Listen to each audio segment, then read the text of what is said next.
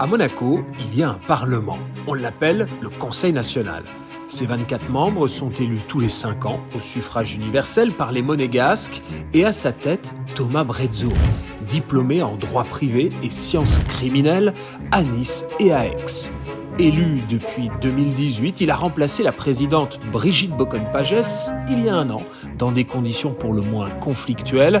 Depuis, il a su imprimer sa marque, son style décontracté mais travailleur. Il dirige l'institution dans un contexte national et international compliqué. Nous avons voulu partir à la rencontre de Thomas Brezzo. Bonjour. Bonjour. Je m'appelle Yann-Anthony Noguès, je viens voir le président. Enchantée, Anna Heblo. Je vous en prie. Attendez, Anaé. Oui. Je vois que vous cachez avec tous vos documents. Qu'est-ce que vous avez sur tous vos documents là sur votre bureau? Un sous-main plutôt représentatif. Nia. Mais oui, c'est... La tête de Thomas Brezzo. Ah oui, vous êtes une fan. Alors non. De la C'était première. un cadeau. Ah, vous n'êtes pas une fan. Non. D'accord. Non, c'était un cadeau d'un Secret Santa. Très Qu'on bien. m'a offert, qu'il ne m'a pas lui offert. Hein. Non, bien sûr. J'imagine. Mais que vous gardez quand même. Je trouve ça drôle. Oh, il est là. Oui, je vous en prie, venez.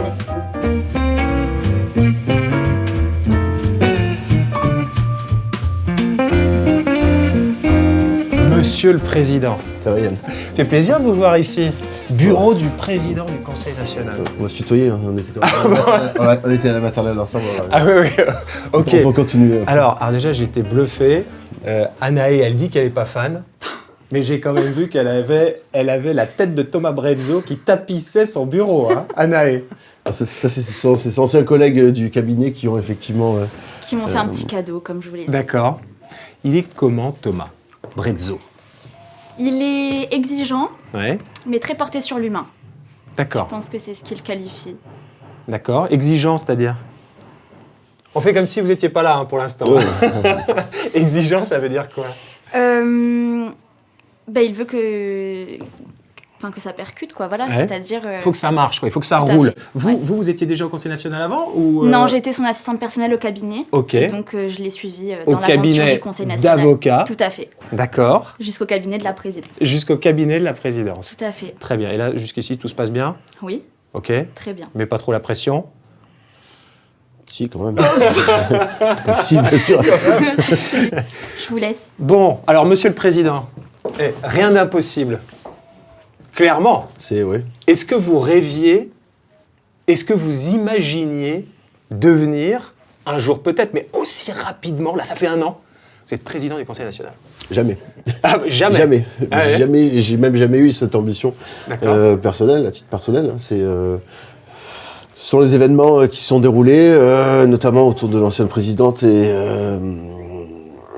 les méthodes de management qui n'ont pas été à la hauteur. Brigitte Boccon-Pagès, qui elle a été présidente pendant 1 an, elle avait pris entre guillemets la suite de Stéphane Valéry. C'est vrai que, comment dire, la transition entre elle et vous, ça a été chaud quand même. Non, en fait, entre elle et moi, sur le rapport humain, entre elle-même et les élus, mais au sein même du groupe de l'Union, non, ça a été... on a continué à travailler entre nous, on a continué à avancer sur les dossiers, on n'a pas perdu de temps et la cohésion du groupe a persisté. Il y a effectivement, elle, sa position, qui s'était déjà isolée d'elle-même de l'ensemble des élus, de l'ensemble du personnel du Conseil national, qui fait qu'aujourd'hui, on en est arrivé dans cette situation-là. Il fallait quelqu'un pour assurer le poste. Qu'est-ce qui a fait que ce quelqu'un, c'était vous? Parce qu'avant, vous étiez président de la commission de législation. Et donc, en fait, vous avez été au turbin pour préparer les textes, pour se mettre en conformité avec les exigences, les demandes de Monéval. Là, il a fallu turbiner quand même. Hein. Et sur les 6 ans d'exercice de la présidence de la commission de législation, j'ai voté 16 textes sur le blanchiment. Il y a eu d'autres textes qui ont été votés en plus dans la commission, notamment la loi sur la transmission de la nationalité qui est passée à 20 ans, la définition des enfants du pays. Donc il y a eu d'autres sujets sur lesquels il a fallu travailler aussi. Mais effectivement, il y a eu énormément de travail sur cette transposition de directives européennes, et toute la législation anti-blanchiment, enfin ce qu'on appelle anti-blanchiment, et en tout cas ce qui tourne autour de l'évaluation Monéval et maintenant de la sortie des listes. entreprises qui ont fait que il a fallu travailler quasiment jour et nuit parce que à ce moment-là, j'exerçais toujours mes activités d'avocat. Et tu sais ce que c'est que travailler comme avocat. Dites ça parce que mon épouse est avocate. Exactement. Oui. Ah, tu sais ce que le travail que ça représente. Le travail à côté où il a fallu travailler tous les soirs, quasiment les week-ends. Là, aujourd'hui, vous êtes encore avocat ou pas? Je suis toujours inscrit parce qu'il n'y a pas de inscrit au barreau, donc avocat défenseur, d'ailleurs, depuis peu. Oui. Est-ce que vous continuez de travailler en tant qu'avocat? Vous êtes à temps plein ici? Ouais. Ouais. C'est impossible. La charge de travail qu'il y a au Conseil national, et quand même, il faut savoir qu'il y a quand même la gestion des 23 élus, la gestion des dossiers politiques, la gestion des permanents du Conseil national, où on arrive à 55 personnes à peu près, plus les déplacements à l'international. Le style Brezzo, c'est quoi? Vous avez dit que vous inscriviez dans la continuité de Stéphane Valéry. Donc ça veut dire quoi déjà? Dans la continuité, déjà sur les idées, on était notamment sur l'idée de la question européenne, sur les questions sociétales essentiellement, mais après voilà, dans la méthode, c'est aujourd'hui j'apporte beaucoup plus de technicité, je pense, de fait de ma formation de juriste.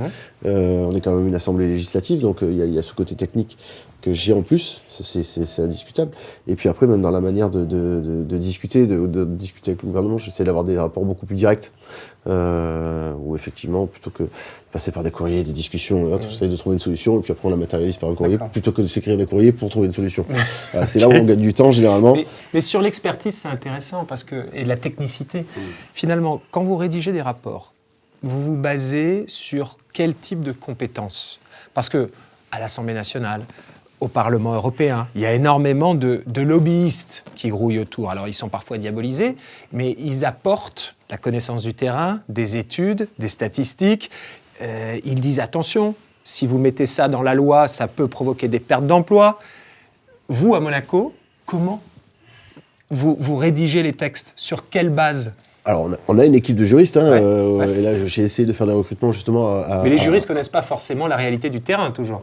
Ou l'impact d'une loi. Non, alors ça, après, derrière, on a les juristes et l'équipe de juristes où j'ai essayé justement, dans les recrutements, de spécialiser un petit peu tout le monde pour avoir différentes spécialités parmi eux. L'expérience du terrain, ce sont les élus qui l'apportent, puisque nous ne sommes pas des élus professionnels. Donc on a tous une activité professionnelle à côté, on a tous un travail, on a tous une expérience personnelle, et c'est cette expérience personnelle que les élus apportent, même sur les questions du blanchiment. Même s'ils ne sont pas des juristes, eux, ils vont apporter une question, quelle est leur expérience par rapport à l'ouverture d'un compte bancaire, quelle est leur expérience par rapport à la création d'une activité, quelle est l'expérience par rapport à une activité de conseil dans la finance, voilà, et chaque élu va pouvoir apporter de son expérience personnelle sa vision des choses, ce qui permet d'avoir une représentativité, je vais dire, de la population. Alors c'est peut-être qu'à 24 ça fait peut-être un peu prétentieux, mais on n'a pas une population qui est très grande non plus, mais c'est ce côté-là. Il y a un peu moins de 10 000 monégasques. Il y en a combien qui se mobilisent? Il y a combien d'électeurs? 7600, je crois. 7600 électeurs. Environ. La représentation, la représentativité est quand même forte par rapport à la France. C'est aussi là qu'il faut essayer de construire une liste. On arrive à un élu pour 300 électeurs, en gros. Oui, on est plutôt bien représenté, on va dire. Et c'est le rôle du Conseil national. Que ce soit alors sur les dossiers comme ça, sur la législation, ou que ce soit ensuite pour les questions budgétaires ou pour les questions de société ou les affaires sociales. D'accord. Et alors vous disiez donc le style Brezzo, assez décontracté. Plutôt. Au bout de quelques mois, nous on a réussi avec Didier Guillaume justement d'insuffler quelque chose de nouveau dans la méthode de travail, dans le dialogue, avec un dialogue beaucoup plus direct, beaucoup plus franc. Et on avait le même tempérament, il ne faut pas se le cacher. C'est quoi votre tempérament? Plutôt assez impulsif, assez d'accord. grande gueule, assez, mais assez vif. Voilà. Et puis on va pas tergiverser pendant des heures. À un moment donné, on se dit les choses, on est pragmatique. C'est pas très compliqué. Pour être à ce poste-là, et je pense pour être celui de ministre d'État, il faut du bon sens. Il faut de la réflexion quand même, il faut la connaissance des dossiers et du travail. Mais il faut aussi ménager les sensibilités, les susceptibilités. On ne peut pas plaire à tout le monde. C'est ça le parti pris. Ce métier-là, c'est pas ce parti pris, c'est que c'est la réalité. On ne peut pas. Il y en a qui essayent de plaire à tout le monde. Oui, mais bon, c'est pas mon cas. Ça sera jamais mon cas. Non, d'accord. C'est pas moi j'essaie de prendre les meilleures décisions pour le plus grand nombre de personnes. C'est ce que j'appelle l'intérêt général et pour moi, c'est ce qui doit primer. Et parfois, on ne peut pas faire plaisir parce que la décision qu'on va prendre, même si elle fait pas plaisir à beaucoup de monde et beaucoup plus de monde que ceux à qui ça te fait plaisir, il y a des incidences derrière qui peuvent être beaucoup plus fâcheuses, notamment sur les incidences budgétaires et autres. Hein. On pourrait avoir un centre commercial qui fait la taille de Polygone en plein centre de Monaco. À un moment donné, ça rime à quoi? Voilà, il faut trouver. C'est toute une question d'équilibre qu'il faut trouver. Donc ça, c'est la connaissance des dossiers, ce sont les experts desquels on s'entoure, ce sont les personnes sur lesquelles on s'appuie pour traiter les dossiers. Effectivement, après, il faut prendre des décisions. Ça, c'est une nécessité. Et c'est ce qu'avait dit Guillaume, c'est le fait de prendre des décisions, qu'elles soient bonnes ou mauvaises, on peut se tromper. Ça arrive à tout le monde. Et encore faut-il pouvoir prendre des décisions. Si on ne prend jamais de décision, on se trompera pas. Mais il faut savoir trancher pour avancer. Exactement. Dans son bureau, des petits canards jaunes un peu partout. Et ce cadre qui résume sa philosophie: quand l'on fait des choses, les choses changent. Si l'on ne fait rien, rien ne change. Thomas Brezzo veut avancer, quitte à se tromper. Les critiques glissent sur lui comme l'eau sur les plumes d'un canard. On peut se tromper, et je pense que je reprocherai jamais à quelqu'un de se tromper, mais par contre, quelqu'un de ne rien faire et de ne pas décider, là oui. Là, ça me dérange beaucoup plus. Et si on se trompe, il faut l'assumer, il faut l'assurer, il faut en prendre conscience et essayer de réparer les choses. C'est un petit peu ce que j'essaie d'insuffler ici. Hein. Quand quelqu'un fait une connerie, il est là. Le premier, c'est de le dire et pas de le cacher. Deux, c'est de suite de trouver la solution pour réparer. Et trois, c'est derrière, on se pose pour essayer de plus recommencer. Il y a combien de permanents ici au Conseil national? 55 personnes qui travaillent 55 personnes, ouais. D'accord. On peut aller les voir si vous Oui, voulez. volontiers.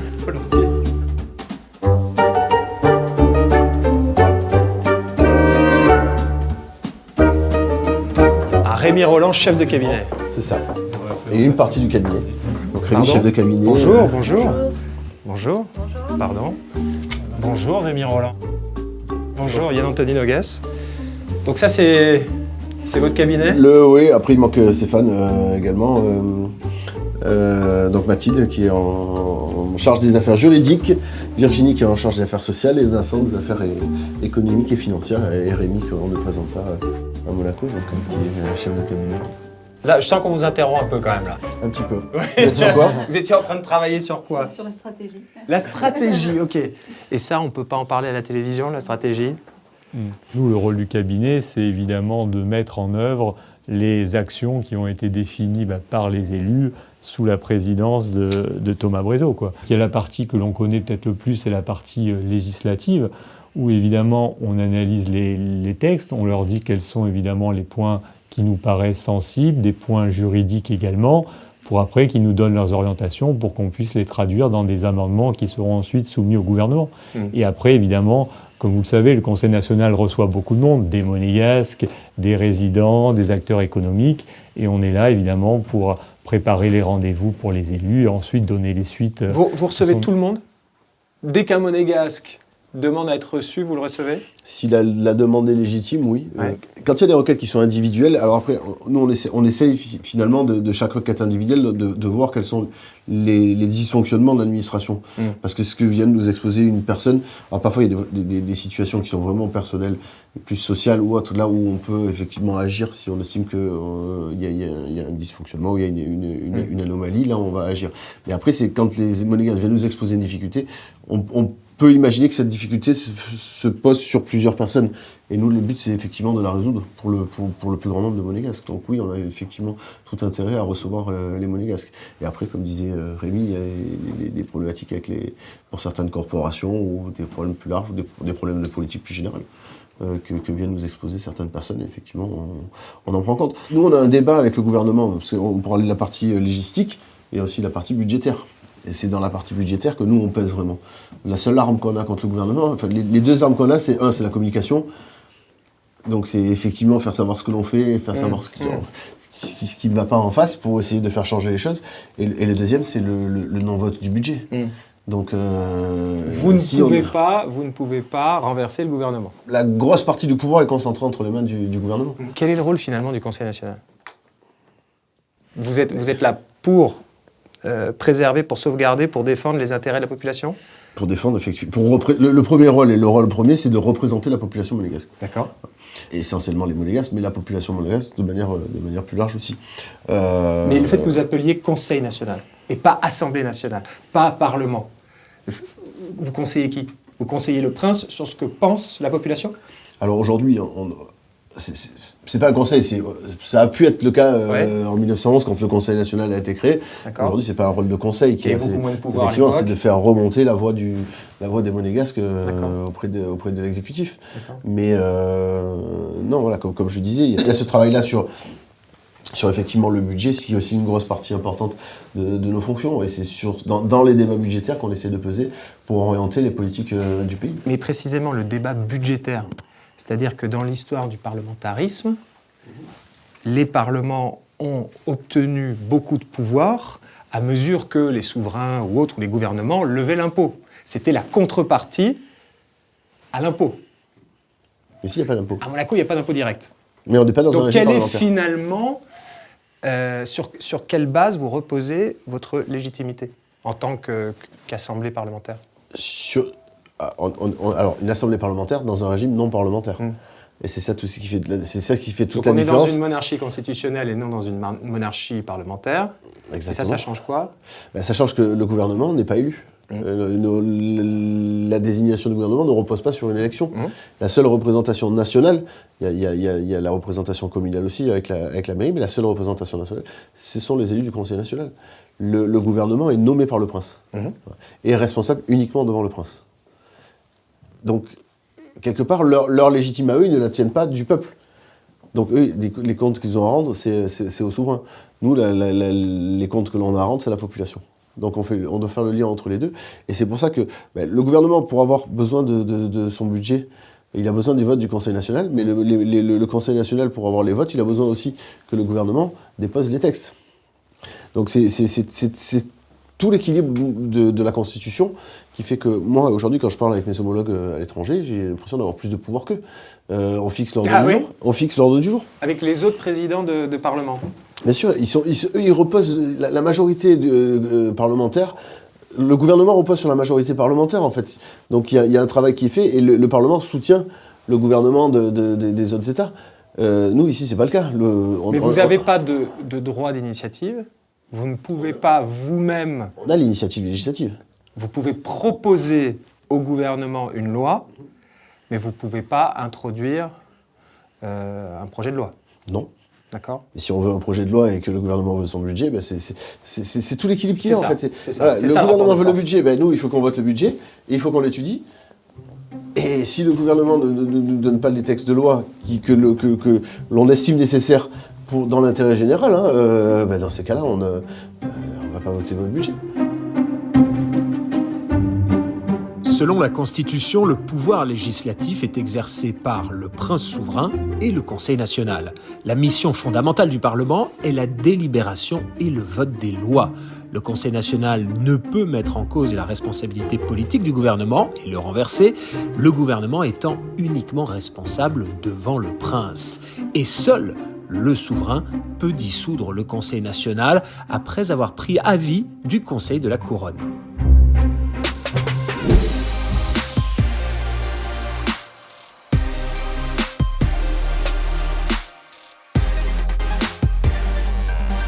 Donc voilà le saint du saint. L'hémicycle, magnifique. Hein. La reine. L'arène. Ah, ici, c'est une arène? Non, pas du tout.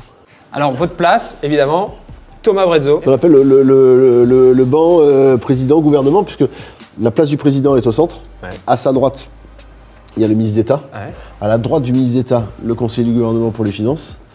Et à la gauche du président, le conseiller du gouvernement ministre le plus ancien.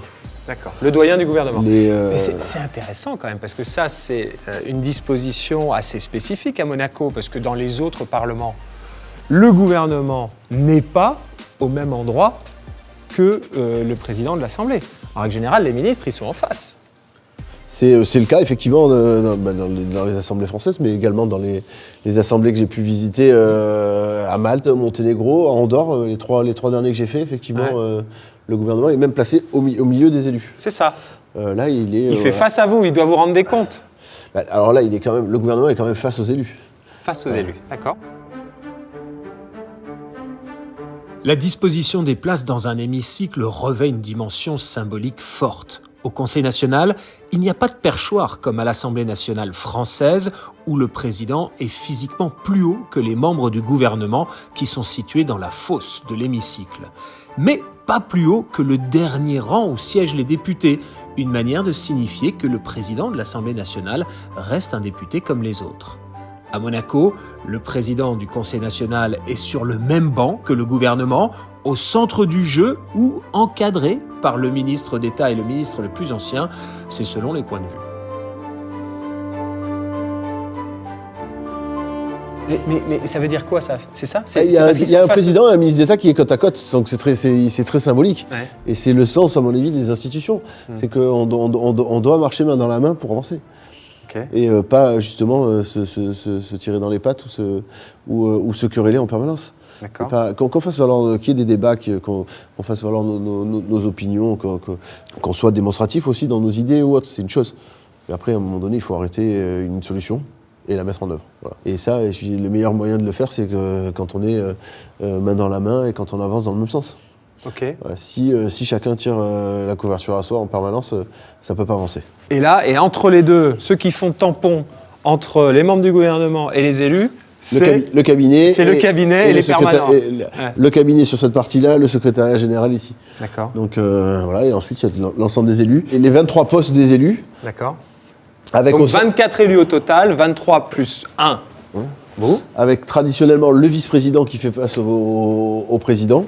Et ensuite, président de la commission des finances et de l'économie nationale et président de la commission de législation. Avec tous ces élus, quand il faut voter, comment ça se passe? Il y a des consignes de vote? Ça dépend. Dans les autres parlements, les groupes politiques, des délégations, il y a des consignes de vote. Là, alors ici, qui plus est dans une liste d'union, les trois partis qui étaient présents aux élections de 2018 sont réunis dans une seule et même liste en 2023. C'est pas pour autant qu'on vote tous les textes à l'unanimité et que chaque élu vote en son âme et conscience. Et moi, j'attache une très grande importance à la liberté de parole de chacun, à la liberté d'expression. Et la liberté d'expression, ça passe aussi par la liberté de voter comme il l'entend. Si quelqu'un n'est pas d'accord avec un texte, ou qui n'est pas d'accord avec un amendement, ou qui n'est pas d'accord avec une décision, il n'y a pas de... Même pour le budget, j'essaie de coordonner, parce qu'il faut quand même qu'il y ait un message qui passe derrière, et qui soit aussi compris par la population. Et donc il faut effectivement coordonner les votes, pour savoir plus ou moins qui va voter. Il y a des votes qui sont changés sur le siège. Chacun fait comme il entend. Et je ne vais pas aller reprocher à un élu d'avoir changé son vote au dernier moment. Et ça, c'est un système qui marche bien. Dans les autres parlements, il y a la gauche, il y a la droite, il y a les Verts, il y a le centre, il y a la droite, l'extrême droite, ce qui fait que la plupart des sensibilités se retrouvent dans un accord, dans un compromis.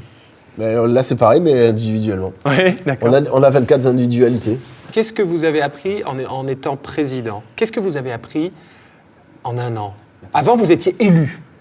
Donc, bon, vous aviez votre avis, votre âme et conscience. Vous étiez sur votre sujet, la législation.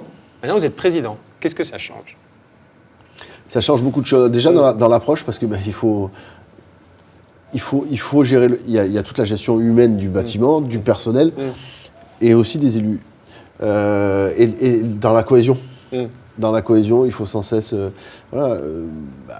apporter il faut apporter de l'huile au moulin, quoi. Sinon, ça ne tourne pas. Donc moi, je passe par l'information, je donne énormément d'informations. Je suis totalement transparent sur les informations dont je dispose, sauf celles qui me sont données de manière confidentielle. Je sens que vous n'avez pas voulu vous retrouver enfermé dans un format. Vous n'êtes pas mis en mode président du Conseil national.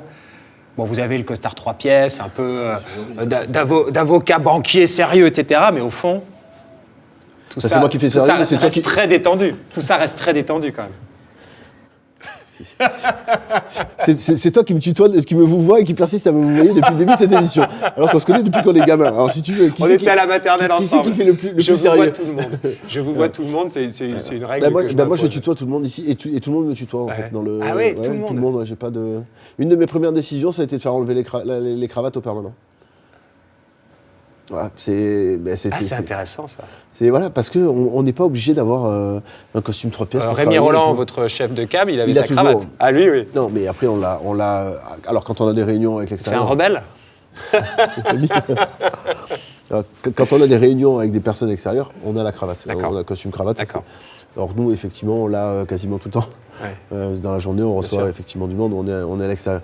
Mais après, les permanents, s'ils n'ont pas de réunion où il n'y a personne extérieur, pourquoi ils sont obligés de porter forcément un costume, une cravate toute la journée, être engoncé Non, je pense qu'il faut être bien, il faut se sentir bien au travail. Thomas Brezzo n'avait jamais imaginé devenir président du Conseil national.